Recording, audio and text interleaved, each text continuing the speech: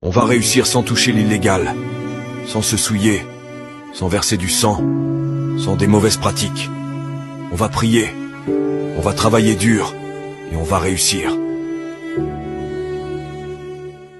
En tant qu'entrepreneur, ces 10 erreurs sont à éviter dans ton business. 1. Faire confiance à d'autres pour faire évoluer ton activité est risqué. Mieux vaut rester impliqué et sur le terrain. Être un leader plutôt qu'un simple patron. 2. En tant que patron, on n'a pas droit au repos. Le business passe avant tout jusqu'à ce qu'il soit stable et rentable. Si je suis amené à prendre des décisions face à une situation, c'est qu'il y a une raison. Et cette raison, c'est d'atteindre l'objectif de ma mission, quoi qu'il arrive. Pour un soldat qui se bat, la différence entre la réussite et l'échec, c'est sa capacité à s'adapter à son ennemi.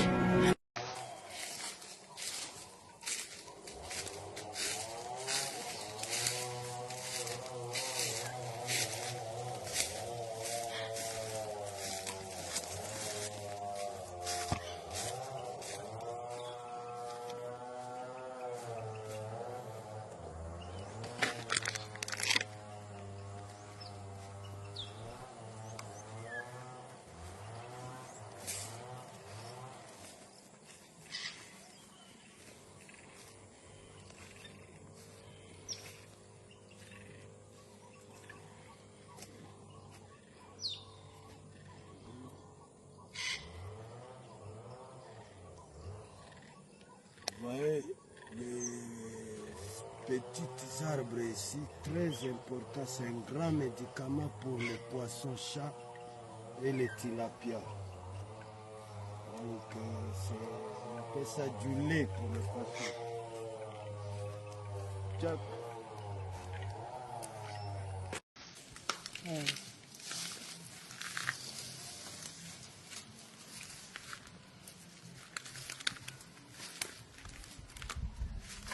Voilà, là on travaille. C'est la saison sèche, il faut reboiser. Il faut couper et puis reboiser. Là nous avons les eucalyptus. C'est vraiment du bon bois pour l'énergie sur la biomasse. C'est-à-dire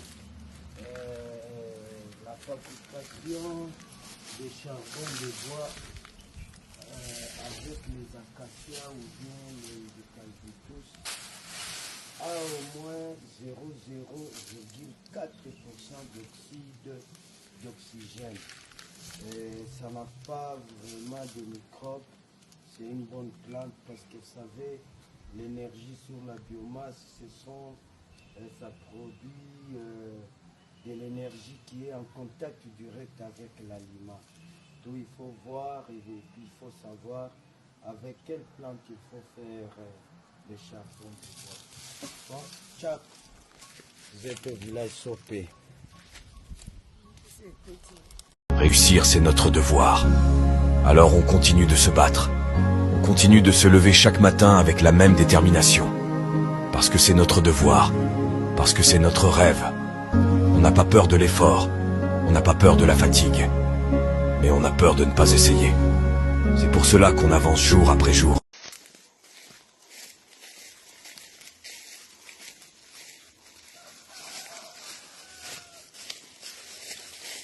Ouais. Là, on est au village Sopé. Ici, nous élevons les singes en état sauvage. Nous élevons des singes. Il y a un peu plusieurs sortes de singes. À cette heure, ils sont déjà allés vers les bananiers pour chercher à manger. Là, le soir, si vous venez ici, à la forêt interdite du village Sopé, vous trouvez les singes ici, on ne coupe pas de bois, on est en train de travailler la forêt afin de lutter contre le réchauffement climatique. Vous savez, la République démocratique du Congo égorge à lui seul 13% sur les 35% que l'Afrique détient. Nous savons aussi que Dans le monde, l'Amérique a 35 et à 40% de la forêt mondiale et l'Afrique a 35%. Sur les 35%, c'est grâce au bassin du Congo.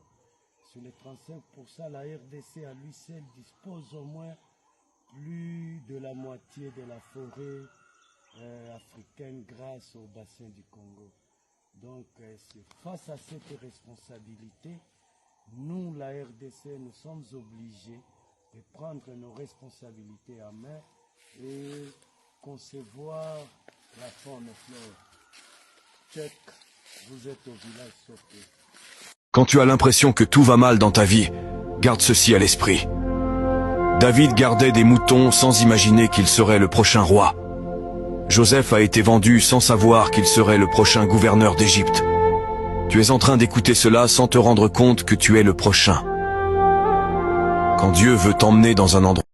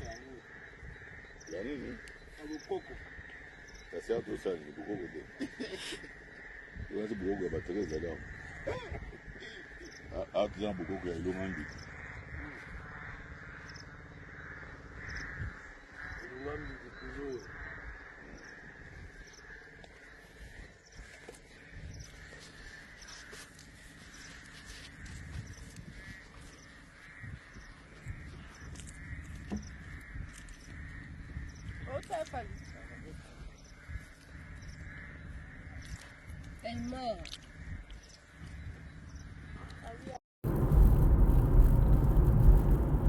L'honorable Pacho Panda nous a instruits. L'honorable Pacho Panda nous a instruits. Et il a instruit à tous les membres du regroupement politique, AKP et alliés, d'être derrière les chefs de l'État. Nous suivons avec attention les combats que vous menez. Diplomatiquement, vous avez déjà vaincu. Vous êtes un vrai diplomate, monsieur le président. Coup de chapeau. Et nous vous remercions vraiment pour tout ce que vous faites pour notre pays. Il n'y a rien qui va aller chez l'ennemi. Nous sommes derrière vous. Et on va se battre. On va se battre comme un homme, comme un seul homme. Derrière vous, avec Dieu, nous vaincrons. Check.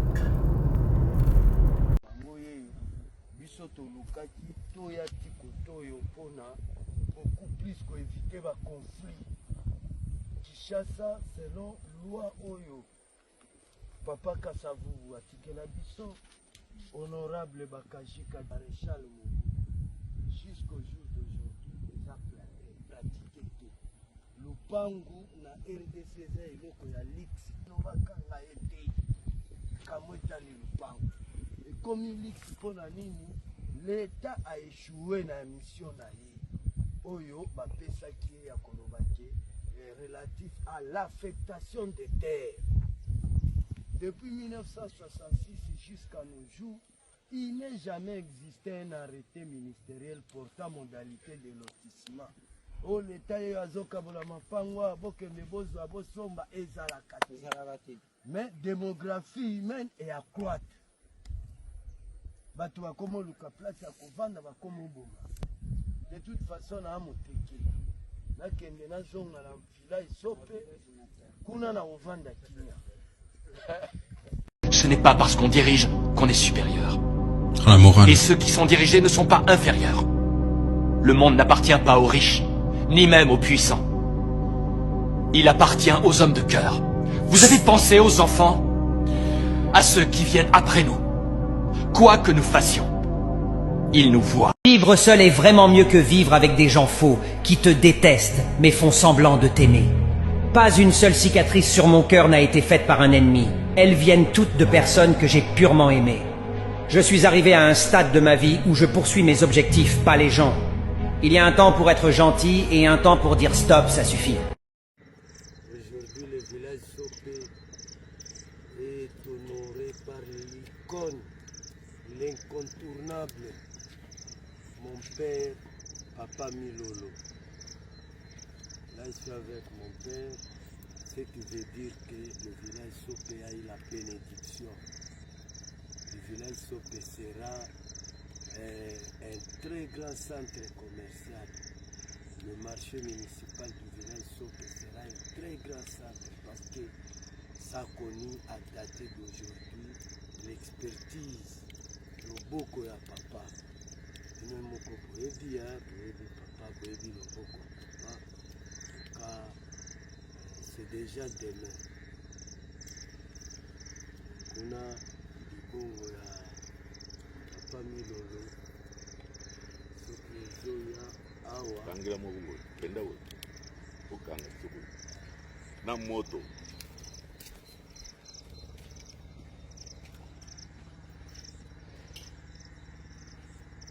ezoya na libongo ya papa Milolo soki lingoya na eza na deux axes, eza na voie routière na voie fluviale. Soki ozwi la voie fluviale okoki kozwa canon rapide na gare centrale, okoki kozwa canon rapide na yacht club, okoki kozwa canon rapide na nautique club, to na maluku esika mabongo eza ebele ememi yo oye oleki quartier 17 esika force naval je crois ezali oleki de 5 oleki mambutuka oleki mangobe oleki village Sopé, après okomi na ferme na libongo ya papa Milolo ezali na localité ya Ingana, quartier Karo City, district ya Chango, commune ya Malukoville, province de Kinshasa. C'est juste à la porte d'entrée et la porte de sortie de la ville province de Kinshasa.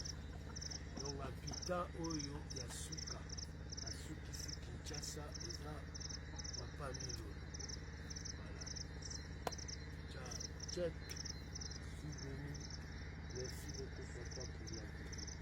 saba zilanga pe paro Poko na biso babunda mpona mabele ya mboka oyo ntina omonaka papa leki na nga banza mokala isongo abotama na ekafela eza parceke bakangaka bakoko na biso elongo moko na basimo kimbangu ntango bakaboli bango selili na simo kimbangu na kasapa barelegaki koko na biso na Équateur na prison ya ekafela.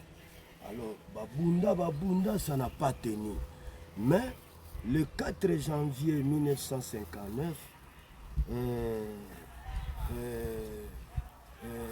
population etombokaki bino moko boyebi histoire ndenge eutaka na stade Tata Raphaël, mais abako azalaki réuni na bureau na bango qui dit à Bako, qui dit l'ensemble de tout le peuple au Congo.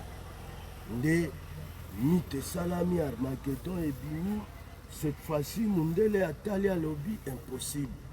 Abengi roi pour que roi aya ko intervenir, ko pesa biso indépendance, en soit roi Boyaka. Tu avec insistance nde roi aye kondimake akoya ko pesa biso indépendance le 30 juin. Mais le 29 juin, roi a commis. Comme roi a commis le 29 juin, pour le peuple mu Congo, et peu oyo roi lataki, ezali ya bango, kasi bomona ba image, ezali ya bango, oyo elimwaka. Pourquoi? Parce que tango Ngaliema signaka pacte de Sana Stanley, au même moment, na Manyanga, na mboka ya Zimba, un roi est mort. Baluki bakunda roi babimisa épée pour aujourd'hui, en tout cas, l'écosystème est menacé. D'ailleurs, la station de Yangam est aussi en danger parce que les rebelles sortent maintenant de tous les coins. L'humanité tout entière, le monde tout entier, la communauté internationale, les pays membres du Conseil de sécurité, en tout cas, c'est le moment d'exonérer d'abord, de dédouaner d'abord la République démocratique du Congo de tout équipement d'armes lourdes, tout que ça proviendrait, que ce soit des rébellions, que RDC tous à la Lokola Suisse, RDC tous à la Lokola Suisse. Wana bamambre nyonso ya bango basangisi mbongo na bango, bamambre ya basangisi mbongo ezotonga université entre flancs. Université entre flancs tozotonga yango en plein centre ya forêt interdite ya village Sope. Vous savez que la forêt interdite ya village Sope kataka nzete te bani te parce que ezali concevoir forêt wana de manière à ce que lutter contre le réchauffement climatique par rapport à la recommandation ezouta na sommet epai lepai.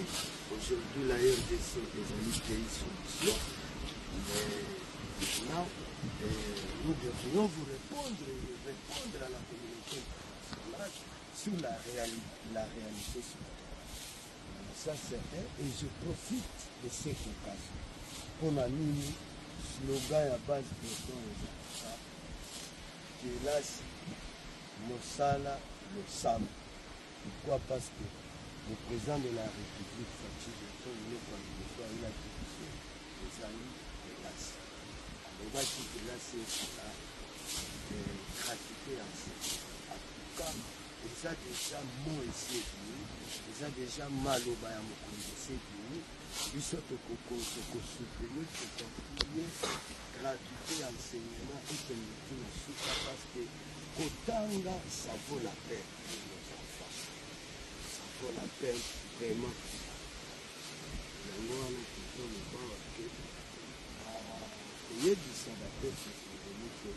ebele bamoni eza pati asali mosala, ebele bapesi diagnostique na bango, ebele bakritike ebele mpe bapolisi.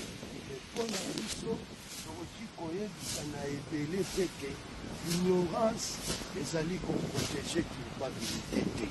Mpona motu oyo ayeba te ke président Faci asala eloko moko ya malonga ya monene historique oyo tokotikala mpe koyebisa bana na biso na bana ya bana na biso ezali nos valeurs réelles du point de vue environnemental. Président Mobutu, oui.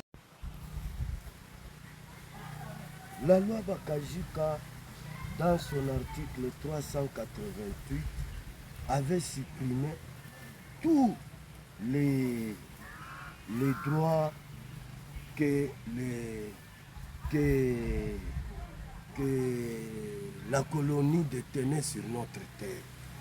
Et le président Mobutu avait mis la terre congolaise dans le circuit économique de l'État. Et en disant que tout le monde, nous sommes des locataires de l'État en matière foncière. Il n'y a personne qui est propriétaire parce que la terre congolaise est inaléable. Au jour d'aujourd'hui, pour nous les autochtones, neti biso basope tozali ba locataire à perpétuité, qu'on appelle RCP. Pour les étrangers, donc RCP, c'est-à-dire Tino Mokolo Yeso Koyaka, oza locataire, mais au futaka ba loyer ici, mais oza propriétaire. Et pour les expatriés, ce sont des locataires de l'État ordinaire, régi par un contrat ordinaire RCO de 25 ans renouvelable. Ce qui l'État a estimé que au côté un locataire n'a été, il peut reprendre ses biens et donner à un autre locataire. Et la loi dit que la terre congolaise est inaléable. Comment expliquer que vous allez signer les accords avec certains particuliers au nom de la terre, un bien qui ne t'appartient pas? On signe un contrat si tu étais propriétaire. Or, il n'y a personne qui est propriétaire de la terre congolaise. Nous sommes tous des locataires de l'État en matière de terre. Alors, tango lelo yoboye Mobutu azwi pouvoir, abateli ba bien, abateli ba patrimoine et culturel na biso et d'autres patrimoines écologiques. Mobutu abateli yango. Mobutu a servi mboka oyo vraiment comme bien aye privé, en patriote. C'est ça la cuvette centrale. Mobutu avait refusé catégoriquement avec ça. Les lois yoboye, vous vous appropriez de tout ça. Les lois yoboye, bana na biso bako vivre ndenge nini. Lelo oyo boye bokamata bo banda kozwa mabele na est. Vous oubliez que la loi Bakajika dit que la terre congolaise est inaléable. Parce que quand l'État veut récupérer la terre, pour nous les Congolais, on a droit à un contrat de possession perpétuelle. Tino Mokolo Yeso Koyaka. Pour les expatriés, ils ont droit à un contrat de concession ordinaire, RCO. Et nous sommes tous des locataires de l'État. Il n'y a personne qui est propriétaire. Mais comment toi tu peux aller signer les accords à un bien qui ne t'appartient pas? Parce que la terre congolaise est inaléable. C'est un bien qui n'appartient à personne. Et personne n'a le droit de signer certains accords au nom de la terre. C'est faux et archi-faux. Yangoana, on se prépare de manière à ce que nous allons porter plainte parce que mabelo ezabor batata na biso batiki ya munene historique oyo tokotikala mpe koyebisa bana na biso na bana ya bana na biso ezali nos valeurs réelles du point de vue environnemental. Président Mobutu, oui, a protégé l'environnement, mais il est interpellé par les écologistes. On a chapeau à léopard. Président Mobutu a l'évacué uniquement parce que c'est traditionnel. Mais il n'a pas autorisé la ministre Naïbalata chapeau à léopard pur naturel. On a ceux qui va ministre nous ce qui l'a rendu pour la bako comment dirais-je ba léopard nyonso bakokima na zamba bakosisa balefal. Voilà pourquoi on fait ça carrément mais à part président Mobutu, seule personne n'a pu comprendre nos valeurs réelles du point de vue environnemental, notre responsabilité du point de vue environnemental. Et ça kaka président Tshisekedi. Et depuis tout ce temps, na basengi Congo Brazzaville na Gabon bacontribuaka na tumwa biloko moko mike ya bakretia mike. Mais tout ce temps, c'est le Congo Brazzaville qui nous représente. Na sommet surtout mondial les acquis qui s'est passé sur l'environnement. Et nous, on ne bénéficiait de rien. Maman, nous surtout les acquis Congo Brazzaville, Gabon, les petits consoirs. Et aujourd'hui, grâce à Président Fachi, Tokomi na sommet RDC comme pays solution. Désormais, aucun sommet mondial sur l'environnement qui se fasse sans la RDC, sans le Brésil, sans l'Indonésie, je crois, grâce à la président Fachi. Et puis, Naba Soudan a eu le coup la maman F. Bazaïba, maman vraiment Tolandakayo, particulièrement moi, Nalandakayo vraiment de près, Moussala Oussali. Voilà, le PV de mesurage et bornage, c'est un acte de naissance d'une parcelle de part entière. C'est un titre de propriété d'une parcelle de part entière. Et c'était signé par les géomètres nommés par les rois. Ce qui veut dire que nous, on n'avait pas le pouvoir sur notre terre. Et la terre congolaise, nous avons loupé, je peux dire, ou bien régime nabiso ezalaki semblable na apartheid oyo elekalaka na Afrique du Sud. Pourquoi? Parce que loi, décret loi ya roi de Belge ezalaki koteka terrain, même de terrain occulte ezopesa certificat d'enregistrement même dans les terrains, sur les terrains occultes. Et ce qui roi si atekeli yo etikali bien na yo ya libela. Et la majorité ya ba bien na biso mabele na biso ezalaki na maboko ya bakolon. Biso tozalaki na droit ni ya accès na mabele na biso te, ni ya kopesa mabele. Et puis tozalaki pe nango te parce que la majorité ezalaki na maboko ya ba Belge, ya ba colons de diverses nationalités. Alors, arrivé le 4 janvier, yango monaki balumbaka Kimpamvita, plutôt Simon Kimbangu, bakoko na biso Katulushi, parce que nga koko na nga sala même cellule, même prison na Simon Kimbangu, na Kasapa na Lubumbashi.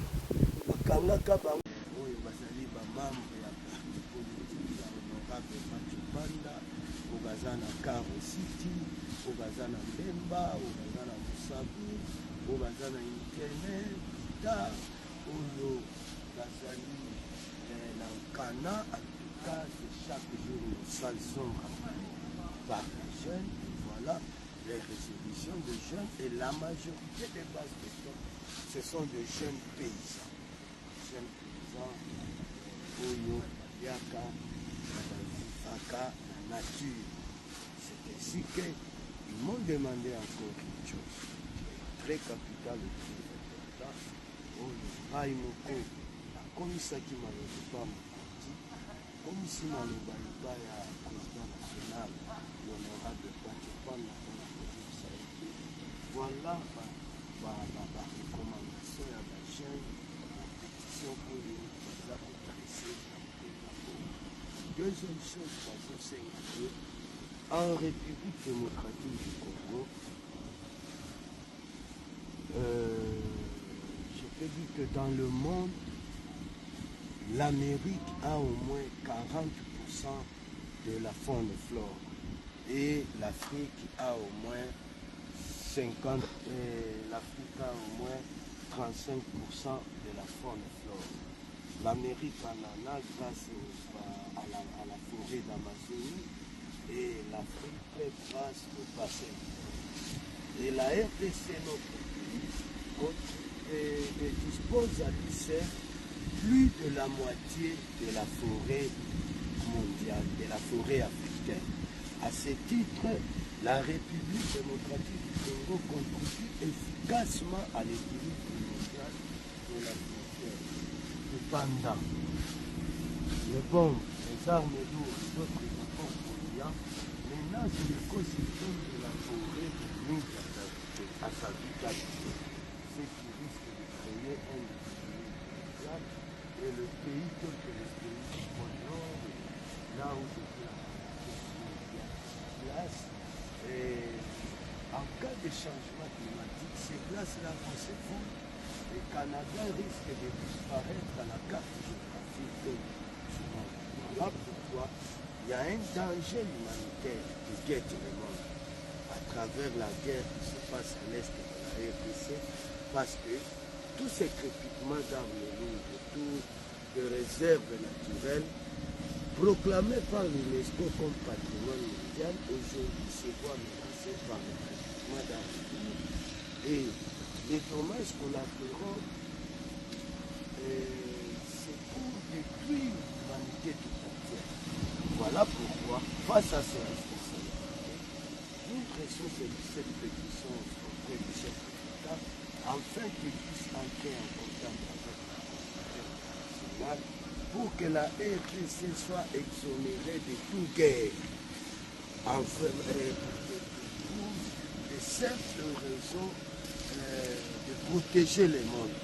C'est bien bon, il y a des conférences, il y a les COP 28, il y a Baluti va kunda roi a s'envolé na épée. C'est ainsi que pour le peuple du Congo, pouvoir et Kenda. Et c'était le même jour où on allait m'assigner qu'à partir de ça, l'installer. De le même jour événement ne salamaka na mboka ya Zimba na Manyanga, il y a les images. Maintenant, comment on a moni roi ye alati épée pour le peuple mu Congo épée wana ya bango de pouvoir na bango. C'est ainsi qu'il y a eu un certain Mahungu aya a neutraliser na pouvoir ya roi, na pouvoir ya Kasavubu, certainement il y avait compris avec Kasavubu. Mahungu arracha le sabre du roi. Tilelo na histoire ya royaume ya Belgique, batikala ko retrouver épée wana te Tilelo. Alors, le 30 juin va passer sur indépendance. L'indépendance ezalaki nini va passer sur 4 pages. Or, il fallait qu'un des rois annulé décret oyo ezali corrigir mabele azongisela biso mabele, ce qui n'a pas été le cas. Les conservateurs qui signaient, c'était le blanc, et ils continuaient à signer malgré l'indépendance. C'est ainsi que le 13 mai 1900 et quelques jours après avoir nous donné l'indépendance, la même Belgique organisa la sécession na Katanga avec Moïse Tchombe, na Kasai avec Kalonzo Molopwe, bazui Pierre Molele na bande Baye na yena Kisangani et babalkanisa.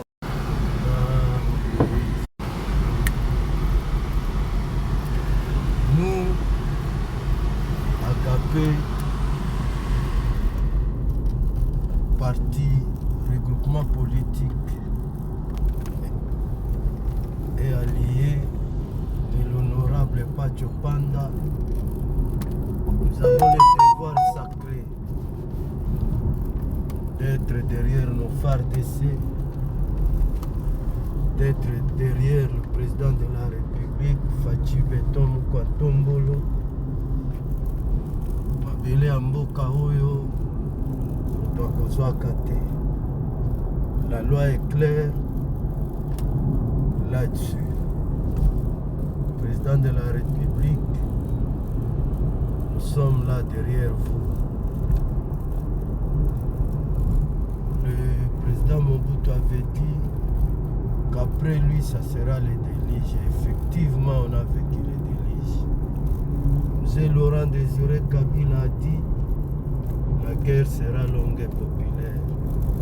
Et effectivement, ça commence à être de trop. Kabila le fils n'a rien dit, qui ne dit mot consent. Mais vous, Excellence Fachi Beton, vous avez remis ce pays entre les mains de l'Éternel, le Dieu des armées, le Dieu tout-puissant. Très sincèrement, l'Éternel ne nous abandonnera jamais. Et avec Dieu, nous allons vaincre.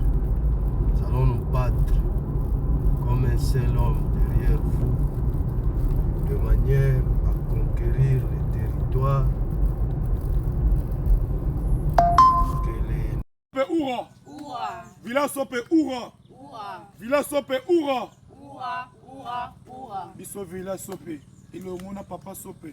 Monsala, Kelasi, Losambo. Vraiment, tout ça, vraiment, na makasi. Pour na mboka na biso RDC Congo. Tout ça, vraiment, na souci. Ba maman na biso, ba koufi na Est, ba koufi na Goma. Tout ça, vraiment, na makasi. Et le chef de l'État. Fachi Beton, et le boss tanga Eric Sope Rovula. Vraiment tout ça na makasi, vraiment Nzambe vraiment tia loboko na mboka na biso ke munguna azwa possession te, ke munguna asimba RDCT, asimba ba bien na biso te, ba richesse na biso te, que Nzambe vraiment a soutenir ba fort de donc ba prière na village Sope. Nzambe a soutenir ba fort de na biso yango moni ba mama na biso ba lalité.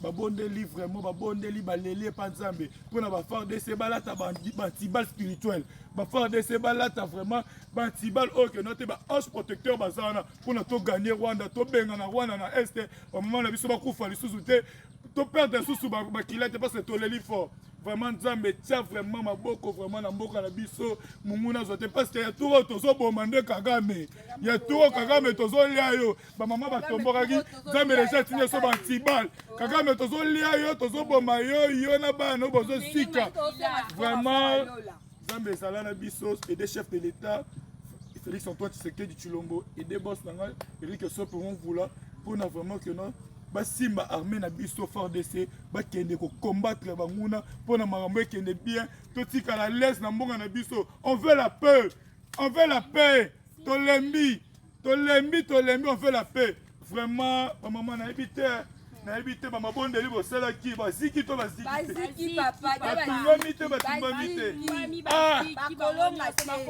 bakolonga biso te oyo biso yango wana ozomona moi en tant que vice-président du regroupement politique Agapé et Alliés, je salue d'abord mon président national, l'honorable Pacho Panda, mais très sincèrement, nous encourageons Charman Vie Bunda. Bunda pona mabele oyo. Bunda de sorte que muto akotate et biso en tant que bapeti na yo toza sima na yo pe topesi parole. En tout cas nous sommes certains mabele oyo muto akozwaka yango azate, muto akosinyaka pe baaccord na kombo ya mabele oyo azate, mutu pe akoya o au nom de la paix totikele ndambo ya mabele e loba nde biso tozwa ndambo ya mabele pa na bango. Au nom de la paix, biso nde tokozwa ndambo ya mabele pa na bino. Mais oyo ya biso, ba président Mobutu basela. Donc, bakanga mabele oyo. Et c'est pratiquement impossible. Soki lelo biso totiki, mabele na biso eza lokola totiki, tobwaki na se, mutoki ya président ya maréchal. Tobwaki na se, mutoki ya Lumumba. Tobwaki na se mutoki ya Kasavubu, tobwaki na se mutoki ya Bakajika, tobwaki na se mutoki ya Kimpamvita. En tout cas, tana ndoto tokobwaka kana sete mutoki oyo Simon Kimbangu abunda pona mabele ya mboka oyo.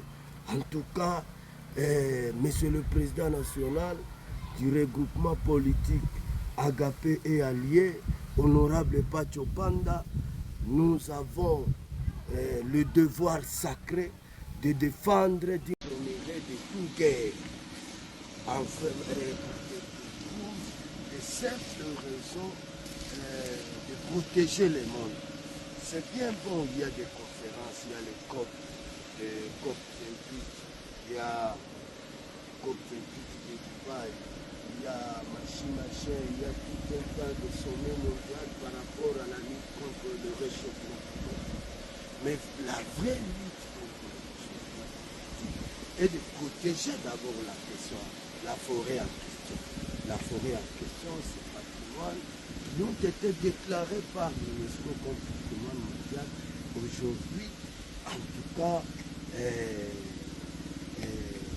l'écosystème est menacé. D'ailleurs, la station de Yangam est aussi en danger parce que les rebelles sortent maintenant de tous les coins. L'humanité tout entière, le monde tout entier, la communauté internationale, les pays membres du Conseil de sécurité, en tout cas, c'est le moment d'exonérer d'abord, de dédouaner d'abord la République démocratique du Congo de tout équipement d'armes lourdes, tout que ça proviendrait, que ce soit des rébellions, que RDC tous à la Suisse, RDC tous à la Suisse. Wana bamambo nyonso ya bana basangisi mbongo na bango, bamambo ya parti basangisi mbongo ozotonga université André Flau. Université André Flau tozotonga yango en plein centre ya forêt interdite ya village Sope. Vous savez que la forêt interdite ya village Sope kataka nzete te ezali te parce que nous allons concevoir forêt wana de manière à ce que tout lutter contre le réchauffement climatique par rapport à ma recommandation ezouta na sommet epai aujourd'hui là. Voilà. Ce traité avait permis au roi de Belge d'avoir droit sur notre terre.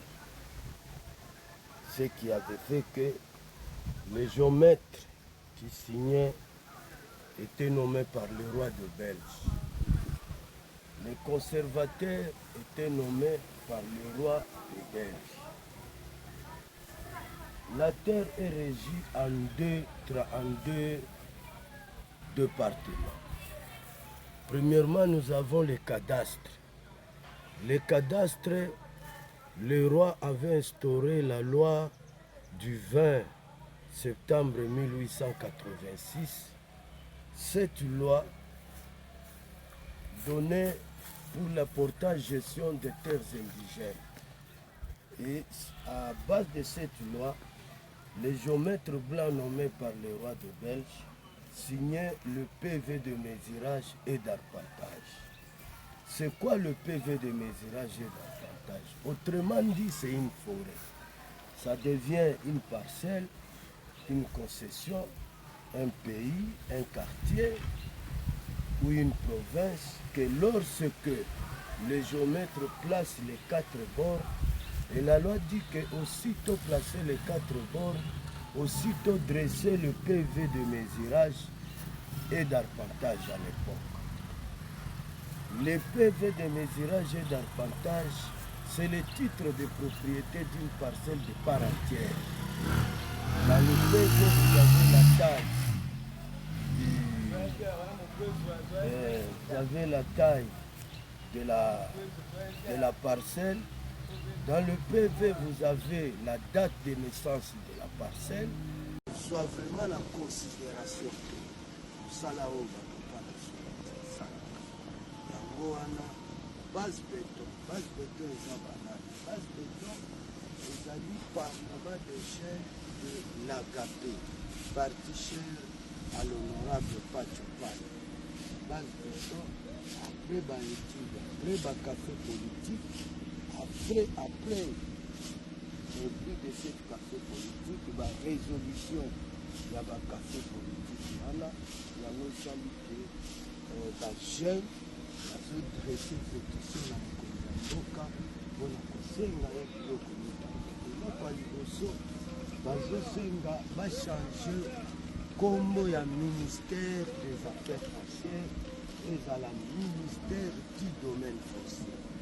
avec un caractère très conservatrice, et puis qui est l'Office national des affaires foncières, avec un PDG, enfin, il y a qu'à réduire un peu, pouvoir oyo baconservateur baza nango conflit parcellaire ekomi mingi bazokoka kosala misala na bango te.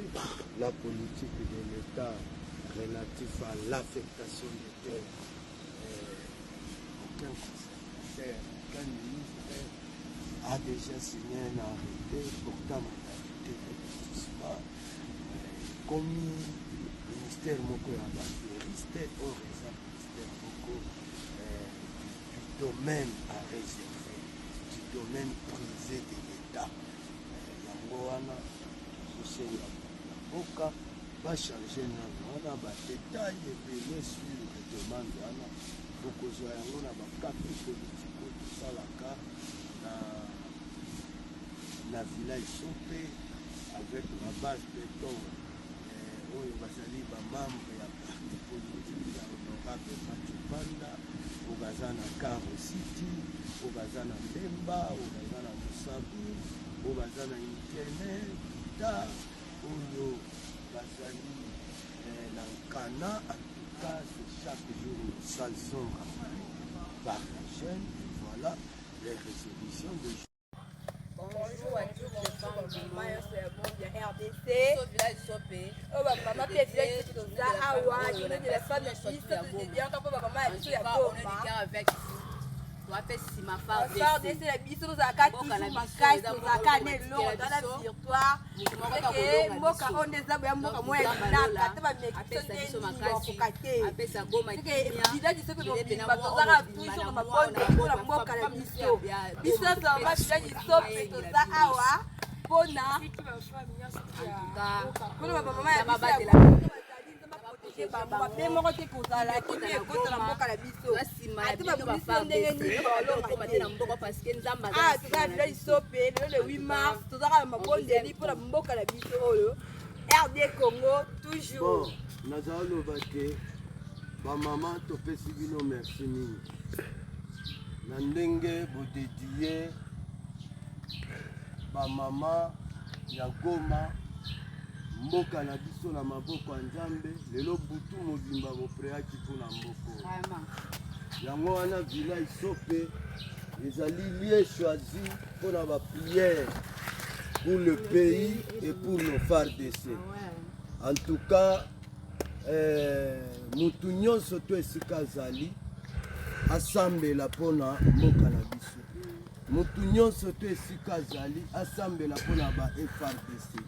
Nzambe oyo ozomona Nzambe aeshuaka te, Nzambe pe akosaka te, liloba na ye pe ezalaka mibale te misatu te moko. Oyo président de la République Fachi Beton Mukwantombolo asalaki na stade de Martyrs alobi que lorsque vous pécherez je vais vous disperser, mais lorsque vous revenez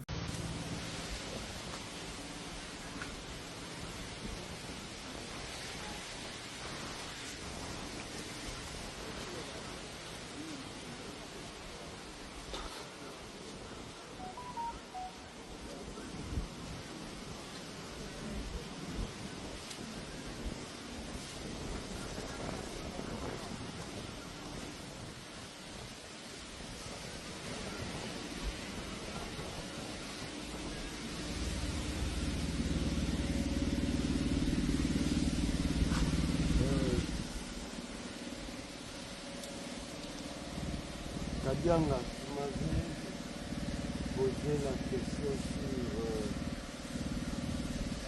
relatif à la pétition par rapport à la réaction à la base béton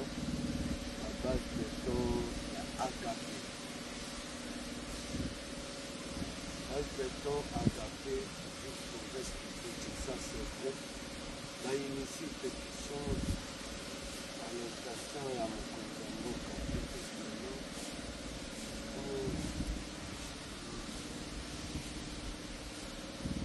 toza na histoire oyo esengeli toyokisa bana na biso. Histoire eza nini? Histoire ezali le président Mobutu Sese Seko Kukumbwendu azabanga na minene avait dit après moi ça sera le déluge. Et effectivement on a vécu le déluge. Michel Laurent Désiré Kabila dit la guerre sera longue pour Israël.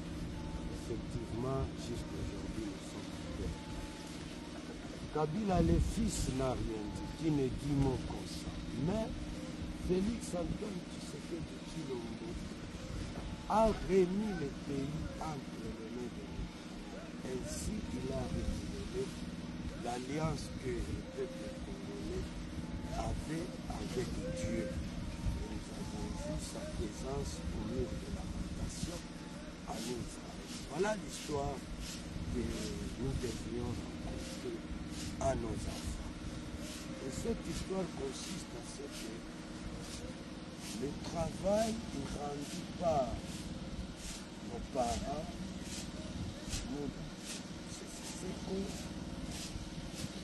président Kasavubu, honorable du Cameroun Gérard Isaac, relatif à la terre, consacra la terre comme un bien inaliénable et au Congo. Aujourd'hui, c'est comme si Batosusu Bazali soit vraiment la considération que Salao Bakapala Yango wana base béton eza banani base béton ezali parlement de chaîne de l'Agapé parti cher à l'honorable Pachopal base béton après baétude après bacafé politique après kuku siko toana kila lisope mama kila lisope nde bazana bakaka na mabondeli mpo na RD Congo rwanda nde eza na ekolonga biso te sike tozaka wana bardesi bapapa na biso nzambe aza wana bapoyana na biso osola biso bamama taka le 8 mars lelo tozaka na mabondeli mpo na mboka na biso RDC bapapa na biso na RD bafardesi bisika bozali nzambe akosoutenir bino akotika bino te barwande wana bakoka biso te baolonga te goma wana eza ya biso bakobotola yango te eza mboka na biso te bateki mboka na biso jamais bakolonga RD Congo nde toujours RDC nde libanga awa bakoka te bagoma wana gouvernement tozie tolia ye ane ngomba bamama baza déterminé kolala na se mabondeli mpona basoda na biso ya FRDC.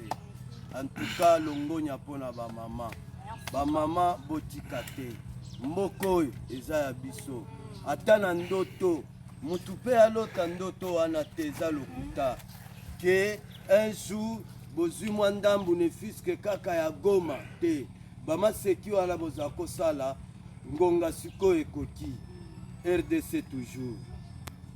Merci bamama. Merci. Après avoir balkanisé mboka désordre koti ce que bapesaki na bango biso indépendance te bazalaki mpe na besoin ya kotika mabele te parce que malgré cela le 13 mai 1963 le président Kasavubu prendra le courage, c'est dommage, moi j'appelle courage Nekongo. Il va signer l'ordonnance loi numéro 98 portant changement du PV d'arpentage deviendra le PV de mesurage et d'ouvrage. C'est depuis ce jour-là, à ce jour-là, que les géomètres na biso banoir babandi siko ko signer na mabele na biso nde mokolo wana to récupérer mabele nde mokolo wana bankumu bazonga bakoma na pouvoir sur mabele. Mais de 1960 à 1963 on avait tozalaki toujours régi par la loi sur la colonie belge. On donnait les certificats d'enregistrement même dans les terrains nus qu'on appelait à l'époque certificat d'enregistrement d'une propriété foncière. Et bakolon bazalaki toujours qu'on continue à occuper ma belle. Après que Nani Kassavou a signé ordonnance loi en 1963, il y a eu quelques temps après un colonel Désiré Mobutu. Celui-ci va dire que même s'il faut signer le pacte avec le diable pour réunifier ce pays, il le fera. Et en tout cas, Asilisaki sécession à Katanga, Asilisi sécession à Kassai, Asilisi sécession. Voilà, la colonie belge, après nous avoir donné l'indépendance, ils nous ont donné, qu'est-ce qu'ils nous ont donné comme indépendance? Un petit papier de 4 phrases, mais ils n'ont pas libéré notre terre parce que la terre était gérée jusque-là par la loi sur la colonie. C'est ainsi que le président Kassavou, en 1963, prendra le courage à signer l'ordonnance loi numéro 98 portant changement du PV d'arpentage qui deviendra le PV de Mézirage. C'est à ce jour-là que les géomètres congolais ont commencé à signer cette loi sur la terre congolaise. Après, le 28 mai 1966, l'honorable Bakaji Kabili Kangonde Gérard Isaac, il a proposé la loi Bakajika, et le 7 juin 1966, toujours, le président Mobutu a signé l'ordonnance loi numéro 343 66, 7 juin 1966. Et qu'est-ce que la loi Bakajika dit? La terre congolaise est inaléable. Nous sommes tous des locataires de l'État. Yoko que ne co-signé accord na yoteko okabagoma. Non, ils ont la sens te. Ils ont peine à sens à tamukete. Parce que bakoko na biso ba parents na biso les Mobutu. C'est là ma belle. Nous sommes tous les locataires de l'État. Pour nous les autochtones, nous sommes des locataires à perpétuité. Pour les étrangers tels que les Rwandais sont des locataires ordinaires, 25 ans renouvelables.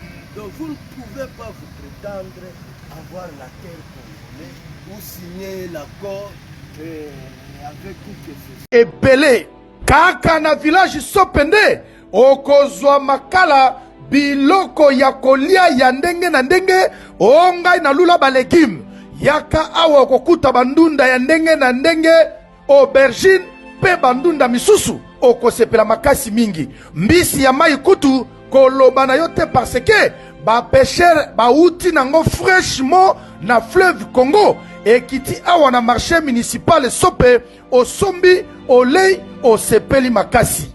Bamasuwa oyo utaka Kasai na fleuve Congo etelemaka kaka awa na port ya marché municipal ya village Sope esika wapi biloko ebele ekitaka kaka awa. Axe oyo eza porte de sortie ya Menkao esika ya malamu ya kosala provision na yo osepela ndako ele biloko ya kitoko yangoyo. Marché municipal ya village Sope yango nde kolo masolo noko na ngai. Alors ba pêcheur nyoso bobukana te, o ngai ba producteur, o ngai ba légume awa kaka mbisi ya mai ba nyama kaka na marché municipal ya village Sope okosepela makasi mingi noko. Nulle part ailleurs na ville province ya Kinshasa kaka awa na village Sope nde okozwa marché municipal oyo osepeli parce que biloko ezobima awa eza ya deux fois te. Yo mutolingi kosomba to koteka yaka awa na marché municipal ya village Sope stand eza kaka na 200 000 francs congolais ya pamba ya bourre ya mobimba. Ozwi stand na yo otekaka to somba biloko na yo na ndenge ya bien awa sécurité eza assurée parce que kotoyo buzoba ya oba na kuluna oba brakengai kotoyo ezalaka soki mukete parce que sécurité o ezalaka awa batu ya kosomba pe koteka basalaka ba opération na bango na kimia nyoso awa na marché municipal ya village Sope. awa na rivière Mai Ndombe oyo ebimisaka bambenga ba poisson rare na mokili oyo noko okondima soki mukete yango nde esalaka ke mabele ya collectivité ya Ingana na Mai Ndombe bac eza 3 fois plus cher que mabele ya Gombe pe esali ke immigration ya mbisi ezala na marché municipal ya village Sope pembeni ya cité ya Baleopa na collectivité ya Ingana na district ya Tchangu na commune ya Maluku oyo ezali premier producteur ya mbisi awa na ville province ya Kinshasa koluka na yo mbisi kote mususu te noko yaka na marché municipal ya village Sope oza mobimba bango nde bakolo mbisi ya lolenge na lolenge soko ye awa okozwa biloko nyonso bio na bio oza mobimba po soki kaka oliaka bio na bio yeba ke soki olingaki okufa mardi noko na kati penza lai yeba ke okokufa vendredi parce que bio na bio nde esalaka ke mutu awumela na mokili oyo pe kitoko awa na Menkao centre okoti nzela ya fleuve oleki ferme ya Coach Ibenge village Nkene 1 na 2 village Mbinza village Limete Karo oleki cité de Léopard pe okiti na fleuve nde okomona marché municipal ya village Sope ezali wana esika okosomba eloko nyonso lingi osepeli opesi nzambe ba merci ebele pona kokoma awa na marché municipal ya village Sope okoki pe koya na nzela ya mai noko okozwa kaka kano rapide na beach Ngobila to na nautique club to pe lisusu na yacht club ou na Maluku epai wapi ba mabongo ezali ebele bakomema yo inde ti awa na marché municipal ya village Sope osomba eloko nyonso olingi oleki village Mambutuku pe village Mangobe après Loba RDC Okolonga RDC Okolonga na kombo na Yesu RDC Okolonga FARDC toza nsima na yo soki oza na munduki moko ekoma misatu na maboko na Saint-Esprit au nom de Jésus.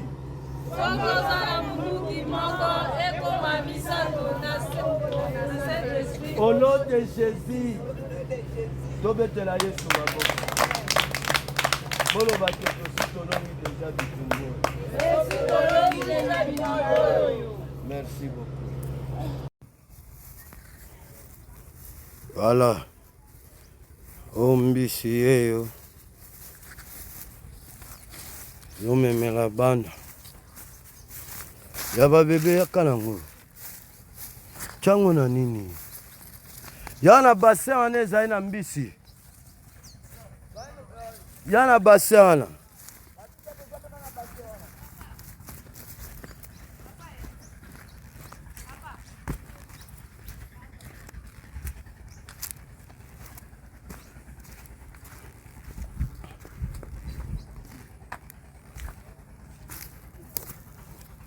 Mona bandunda, bapondu, kotsae. Je suis fier de moi, et tu sais pourquoi?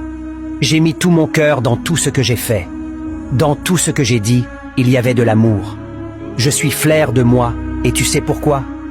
Au milieu de tant de faux visages, j'ai choisi d'être moi-même avec mes forces et mes faiblesses. Je laisse l'apparence aux perdants, à ceux qui ne vivent pas, à ceux qui préfèrent ne pas être. On demanda un jour à un sage, « Qu'est-ce qui vous surprend le plus chez l'humain ?» Il répondit, « Il perd sa santé à faire de l'argent, et par la suite perd son argent à restituer sa santé.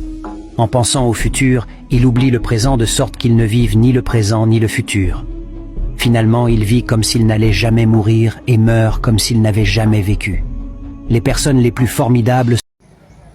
Bonne fête à 8 mars.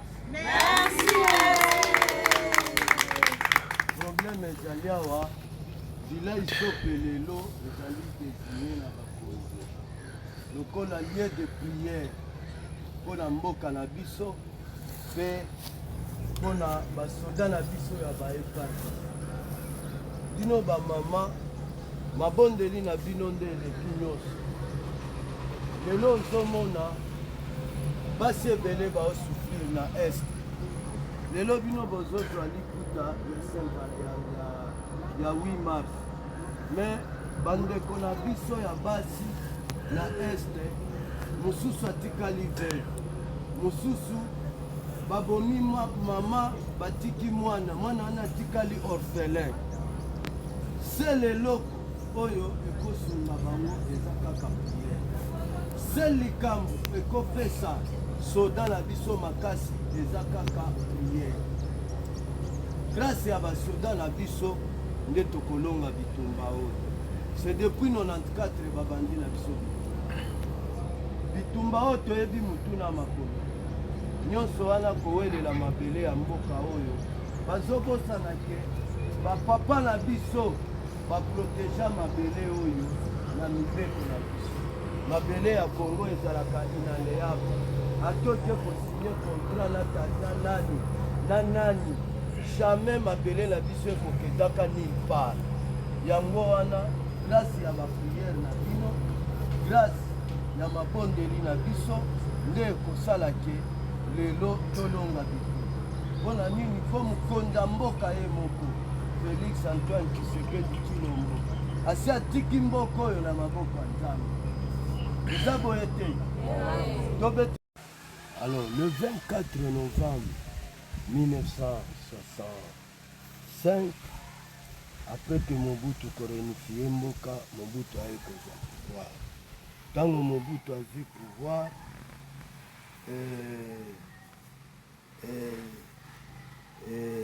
ntango azwi pouvoir quelque temps après le 28 mai 1966 l'honorable Bakaji Kadi Kangombe Gérard Isaac a proposé la loi Bakajika. La terre et le sous-sol appartiennent à l'État.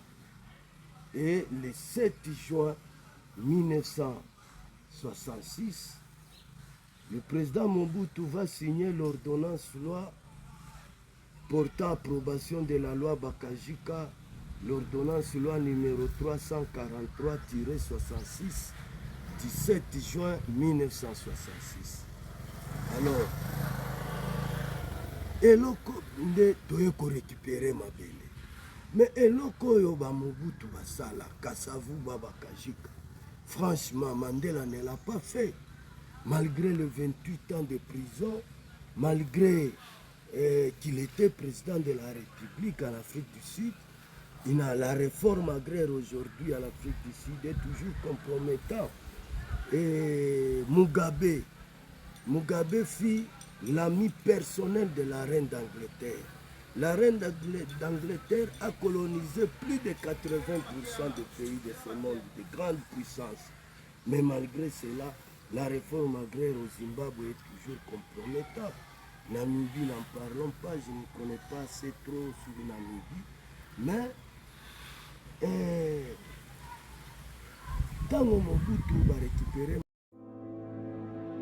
Ndeko ya Congo soki oyebi lisolo kitoko oyo te tika tobetela yo yango yoka bien marché municipal ya village Sope oyo ezwami na croisement ya fleuve Congo pena mai ndombe yango nde eza masolo ya mikolo oyo efungwamaka chaque vendredi pe eza interurbain na collectivité ingana oyo ezwami na commune ya Maluku. Administrateur ya marché Mama Nelly Bisimwa abengisi ba producteur nyoso oyo bazali na Mambutuka mai ndombe bak pe ba village oyo eza nzinga kotoyo boyeba ke kobanda lelo marché na bino ya kitoko yango oyo babengi yango marché municipal ya village Sope memba pena ba village misusu ezwami pembeni wana boya na ba produit na bino na lombango ba produits agricoles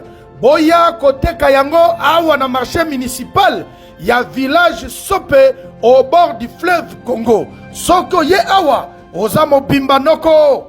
Awa tobengisi ba pêcheur nyonso bozanga te boya koteka bambisi na bino. Awa na marché municipal ya village Sope okosepela makasi mingi o se retrouver. Bongo ba chasseur boya na banyama nyonso ya zamba. Awa na marché municipal Sope ezande na posa na yango parce que eza marché oyo ekozala fréquenté makasi mingi epa ya bato balula nyama. Otuninga soki ezwami wapi? Yoka ba précision noko na ngai. Marché municipal ya village Sope ezwami na porte d'entrée ya ville province ya Kinshasa. Ba commerçant nyoso ba na poto boya koteka pe kosomba biloko na bino. Awa na marché municipal ya village Sope okozala desute. Bino bozali na biloko ya koteka.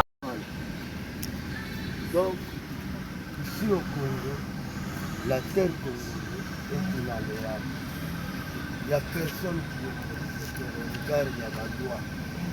Biso, papa na biso, gérant mboka. Ici le neveu à Banza Mkalai. Mutu akoloba na ngai kaza Congolais makasi kolekanga azali. Mutu pe akoloba na ngai te ke ayebi koleka ngai azali. Par contre nakoloba ke bato mosusu bauti na bazamba bawapi boyebaki te ndenge nini bakasavubu bakajika bamobutu babunda na mboka oyo basela mabele ya Congo. Po mutu neti nga atopesi nga bamilio na signé na yo accord relatif na mabele. Donc même nga moko nalingi seke na ressentir ke na escroquer yo. Parce que mabele eza inaléable, mabele ya Congo. Jamais mutu akokende kosigner au nom de la terre pour la mabele ya Congo. Mutu wana zaki ekozalaka pete yango wana o nyonso otu o nani fulani ozali kokende kosala bagere na yo osigner mpo na mabele ya Congo. Avant kosigner botanga loi malamu, botala histoire ya Congo malamu. Pour comprendre que mabele ya Congo, c'est un bien inaléable. Vous comprenez? Et au jour d'aujourd'hui, Bisotorata va peut-être na mboko. Bisotorata parce que loi ya Léopold II. Ezalaki kopesa mabele à n'importe qui. Et puis ce que si osombi et pas roi et comme ya yo. Mais grâce à ba effort héroïsme oyo ba président na biso basalaki nde omoni. Voilà. Un individu, la terre est inaléable ici au Congo. Personne n'est propriétaire de la terre congolaise. Pour se prétendre à aller signer certains accords avec les bailleurs de fonds pour la Mandouti, personne n'est propriétaire. Nous sommes tous des locataires de l'État en matière foncière. Pour nous les autochtones, nous sommes locataires à propriété, régis par un ECP, et pour un contrat de concession perpétuelle. Pour les étrangers, ce sont des locataires ordinaires avec un RCE. Alors, au jour d'aujourd'hui, la loi Bakajika dit que la terre est inaléable. C'est-à-dire personne a le droit de signer un accord avec certaines personnes.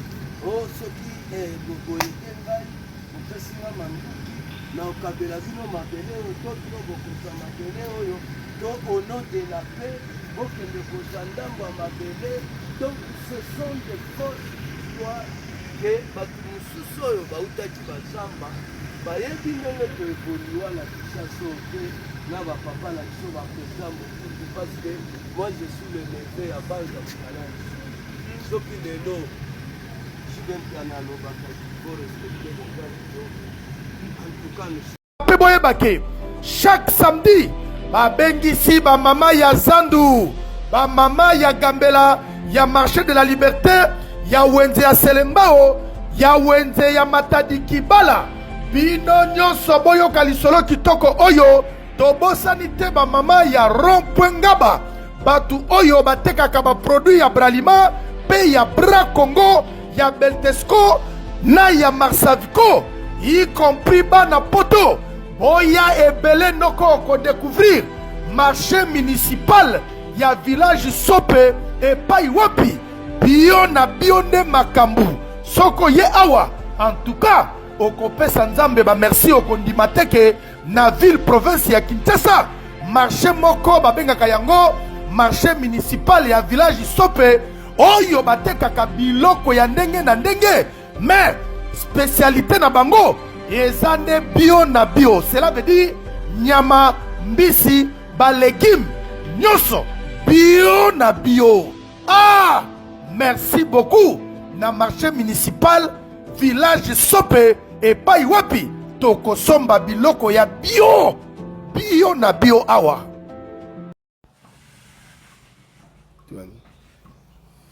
Voilà. Nayoki ba murmure ebele dans la rue pona Charman.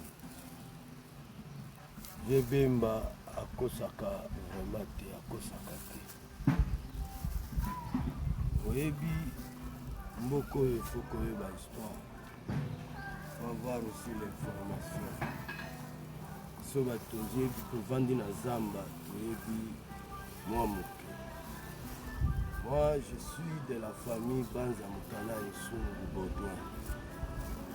Mon grand-père Kaloume Manakaambwe, il fut président à l'Assemblée. Mon père à moi biologique était ministre aux Affaires étrangères. Donc, je suis né dans une famille politique. Vous savez, là nous sommes à 1876, Galier Mansi, le Swat, avait signé le pacte, le traité de cohabitation avec Stanley. Et en dehors de ça, il avait signé le pacte des Sables. Ce qui a fait que ce traité avait donné droit au roi Léopold II, roi de Belge, comme étant un bien privé du roi. En 1881, c'est les Mao et Lingwala, les frères Angaliema, ils ont complété à ce traité. Là, nous sommes au village Sope Manaja. Oui, patron. Vous savez, loi ya mboka na biso elobi ke mabele ya Congo ezali un bien inalléable. Kolandana na ordonnance loi numéro 98 du 13 mai 1963 signée par le président Kassavubu et le président Kassavubu portant changement du PV de mesurage et bornage, et le mesurage et d'arpentage deviendra le PV de mesurage et bornage. Check. Tango Mobutu va récupérer Mabele, baye kotala ke Congo ezali lié na makila oyo Ngaliema na Stanley basinyaka. Et Baeko avec d'autres compagnons de la révolution, nde baye kozwa décision ya ko changer kombo ya Congo et comme Zaïre.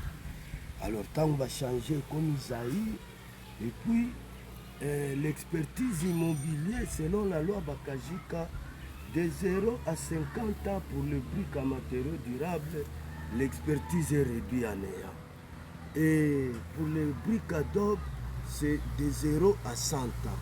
Et pourtant, la majorité ya bandako etongamaki cité o batongaki ba PV de mesurage na bango ezali daté de 1800 et quelques. Donc l'expertise était réduite à néant. C'est ainsi qu'ils ont organisé la zaïrianisation. Ce n'était pas mauvais, c'est biblique, parce que la Bible même déclare que vous habiterez les maisons que vous n'avez pas construites. Alors, yango wana za réalisation eko salema. Le président Mobutu va diriger le pays en gardant discrètement, avec amour, ba bien ya mboka na biso, ba patrimoine ya mboka na biso.